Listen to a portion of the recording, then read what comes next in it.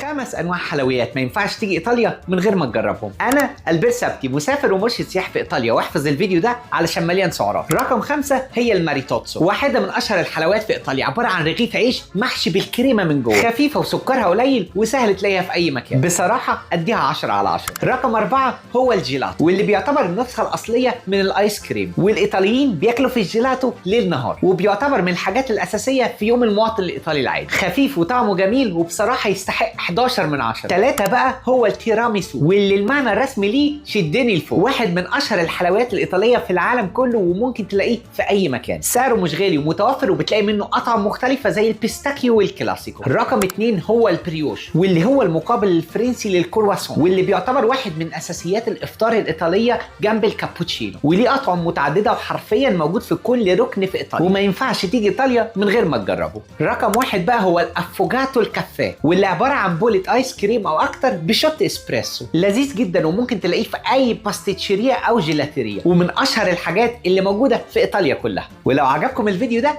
اكتبوا لنا في التعليقات.